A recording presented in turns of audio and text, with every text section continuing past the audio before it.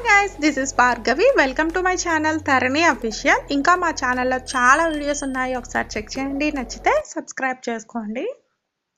ఈరోజు వీడియోలో అయితే చాలా టేస్టీగా ఉండే చికెన్ ఫ్రై ఈజీగా చేసుకోవచ్చు. ఇంట్లో ఉండే ఇంగ్రీడియంట్స్తోనే సింపుల్గా కూడా చేసుకున్నా కానీ చాలా టేస్టీగా ఉంటుంది. రెస్టారెంట్ స్టైల్ వస్తుందన్నమాట.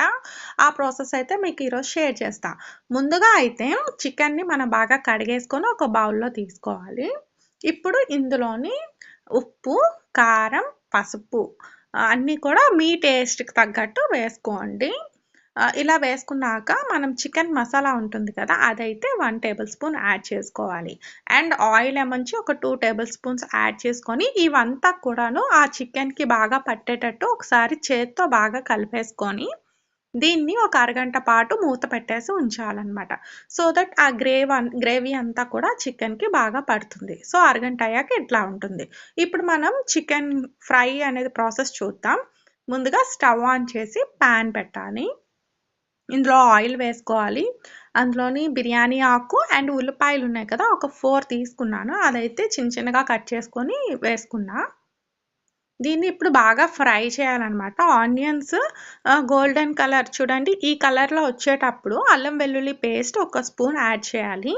ఈ అల్లం వెల్లుల్లి పేస్ట్ అనేది ఈ ఆనియన్స్‌తో పాటు ఆ ఆయిల్‌లోని బాగా వేగాలన్నమాట. సో దట్ అప్పుడు చికెన్‌కి మంచి టేస్ట్ వస్తుంది.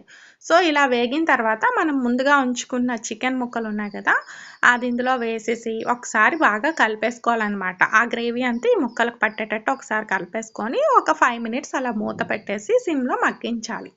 చూడండి ఇట్లా వస్తుంది కన్సిస్టెన్సీ. ఇలాంటి టైంలోని ఒక పెద్ద టమాటా చిన్న చిన్న ముక్కలుగా తీసుకొని వేసి మళ్ళీ మూత పెట్టేయాలన్నమాట. మళ్ళీ ఇంకొక 5 మినిట్స్ తర్వాత ఇలా ఓపెన్ చేయాలి. ఇలా ఓపెన్ చేస్తే మనకి ఇలాంటి కన్సిస్టెన్సీ వస్తుంది కదా, ఇలాంటప్పుడు ఈ టమాటా అండ్ ఈ చికెన్ కూడాను కొంచెం హై ఫ్లేమ్‌లోని వేపాలన్నమాట. సో దట్ ఆ 2 కూడా బాగా వేగి ఇలాంటి కన్సిస్టెన్సీ వస్తుంది.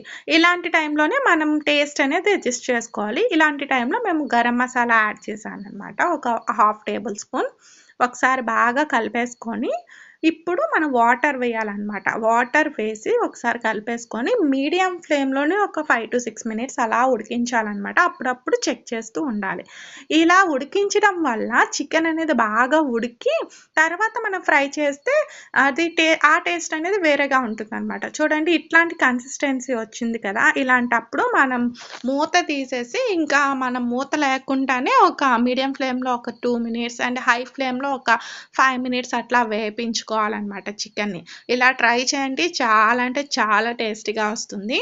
చూడండి ఫైనల్‌గా ఇట్లాంటి కన్సిస్టెన్సీ వచ్చినప్పుడు మనము కొత్తిమీర ఉంటుంది కదా, చిన్న చిన్నగా తరిగి వేసేసుకొని ఒకసారి అలా కలిపేసుకొని స్టవ్ ఆఫ్ చేసుకోవడమే. యమ్మీ యమ్మీ చికెన్ అయితే రెడీ అయిపోతుంది. సర్వ్ చేసుకొని తింటే చాలా అంటే చాలా టేస్టీగా ఉంటుంది. Trust me guys. రసం, రైస్ విత్ చికెన్ ఫ్రై ఎంత బాగుంటుందో చెప్పలేను. మీరు కూడా ఒకసారి ట్రై చేయండి. సింపుల్ ఇంగ్రీడియంట్సే కదా, ఇంట్లో ఉండే ఐటమ్సే. కాకపోతే ఇలా ట్రై చేయండి. చాలా అంటే చాలా టేస్టీగా వస్తుంది. రెస్టారెంట్‌లోని తిన్న ఫీల్ అయితేనే వస్తుంది ఫ్రెండ్స్. ఓకే ఫ్రెండ్స్, ఇది ఈరోజు వీడియో. మీకు ఈ వీడియో నచ్చితే లైక్ చేయండి, షేర్ చేయండి, సబ్స్క్రైబ్ చేయండి అండ్ బెల్ ఐకాన్ క్లిక్ చేయండి. సో దట్ తర్వాత నేను ఏ వీడియోస్ పెట్టినా మీకు నోటిఫికేషన్ వస్తుంది. Thank you for watching this video till the end. By by.